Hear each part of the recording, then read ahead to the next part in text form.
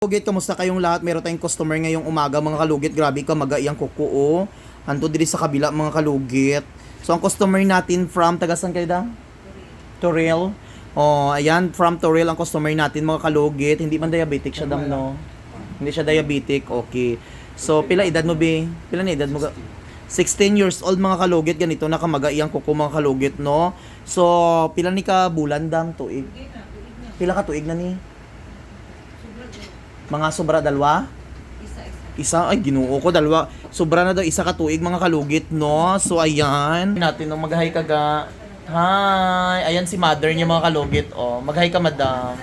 Oh, ayan si Madam Gima, nagpakulay, nagpapuspa, perfect. So, ayan ang customer natin from Torel. Halagang, ano, gipadugay manimo ni. Wait lang.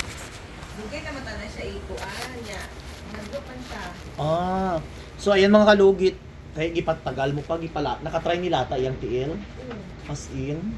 So nakatry daw siya mga kalugit na lata ang iyang kuko mga kalugit. Ang tawan niyo, oh, grabe ka ayo. Ngara daw buta ang cellphone. So grabe ka, atong cellphone gud nga ano, ang atong murag bakal. So grabe ka ayo ka ano mga kalugit. So grabe ka maga iyang kuko mga kalugit. So almost 1 year na po na maga ang iyang kuko no. Ngano gipadugay man ninyo madam? Dili gani siya. Ay hindi ka ganahan nga lugito. Anti Madlo gani siya. masamot magsakit eh. Pero wala nimo gi pa doktor, wala. Wala. Diretso nimo gi dala. So ibig sabihin ang customer natin sang-ayon ano si madam mga sang-ayon siya nga diri siya ipalugit.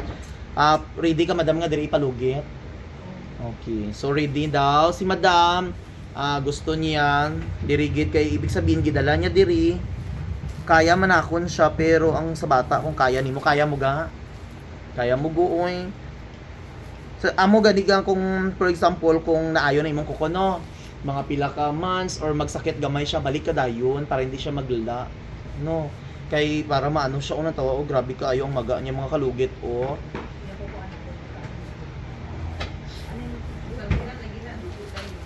Ha? Magdugo na yun. Mga tanawan yung mga kalugit. So kailangan nato ni siya mga kalugit i-overcut ang kuko sa bata diri oh. Kasi grabe ka ayo ka banog ang iyang kuko tapos ari.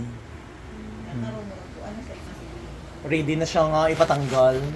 Ready ka na ga. Tagay ko ininit Stevie sa ano sa ininit ba sa tubig na ano.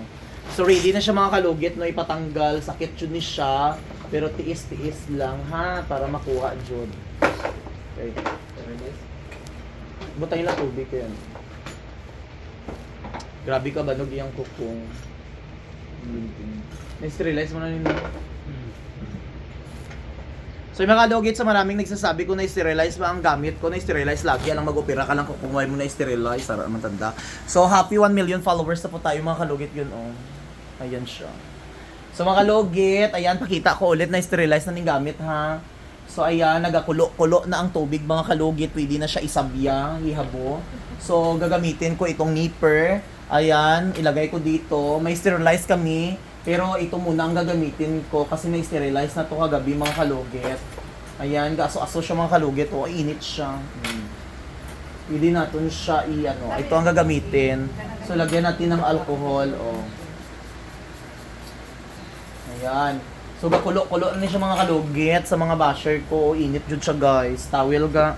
Tagay ko sang bago nga towel ka nang gakinang-kinang gid ha. Kay, ayan. Alam niyo mga kalugit sa mga followers ko, hindi ko man isa-isa abi nga makita niyo nga ma-sterilize ko ang gamit ko. Tabutan ko lang din naman. Hindi ko man pwede nga makita niyo fermenting nga gina-sterilize ko ang gamit ko, di ba? So kapoy man adlo-adlo ipakita ko nga sterilize behind the scenes lang mga kalugit. So ayan kagabi na sterilize na, so nilagay ko dito, na sterilize na din, kagabi nilagay ko sa sterilizing ko. Oo. So mga kalugit, ayan, sige ready ka na mga sir? Ready ka na? Madam. Ayan. Ayan na, oh, grabe ko ayo. So mga kalugit, panoorin nyo po sa Sherwin Ladrido Salon ang full video kag sa Mr. Kalugit.